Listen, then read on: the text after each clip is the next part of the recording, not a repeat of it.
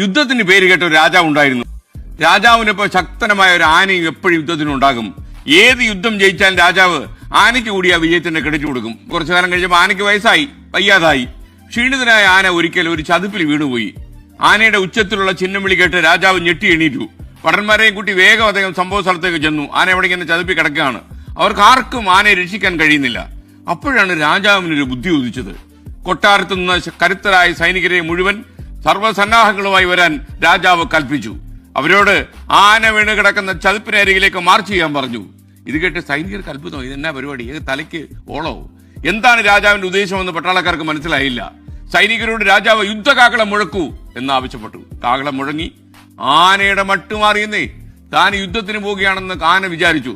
സകല ക്ഷീണവും മറന്ന് ആന തടകുടഞ്ഞെണീറ്റു. ചതുപ്പിൽ നിന്ന് വാദി ശക്തിയോട് ആന എഴുന്നേറ്റ് പുറത്തേക്ക് ഓടി. യുദ്ധം തുടങ്ങാൻ പോകില്ലേ?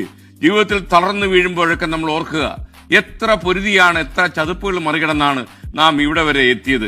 അവശനായി കിടക്കുമ്പോൾ ഓർക്കുക, നമ്മുടെ പിന്നിൽ വലിയൊരു പാരമ്പര്യമുണ്ട്. ചാടി എഴുന്നേക്കണം. ഓരോ തളർച്ചയിലും 2 അടി പിന്നോട്ട് വീഴുമ്പോൾ 3 അടി മുന്നോട്ട് കയറാനുള്ള ഊർജം നമുക്കുണ്ടാകണം. ചതുപ്പിൽ വീണ് കിടന്ന ആനയില്ലേ, യുദ്ധകാകളം മുഴങ്ങിയപ്പോ അവന്റെ ലക്ഷ്യബോധം അവനുണ്ടായി. അവൻ ചാടി എണീറ്റു. പട്ടാളക്കാർക്ക് അത്ഭുതമായി, രാജാവിന് അത്ഭുതമായി. നമ്മൾ ചതുപ്പിൽ എപ്പോ വീഴുന്നു, ചതുപ്പിൽ വീഴ്ത്താൻ ഒരുപാട് ആൾക്കാരുണ്ടാവും. ചതുപ്പിൽ എപ്പോ വീഴുന്നു അപ്പൊ ചാടി എഴുന്നേൽക്കുക. നിങ്ങൾക്കായി ഒരു പ്രഭാതം ബാക്കി കിടക്കും.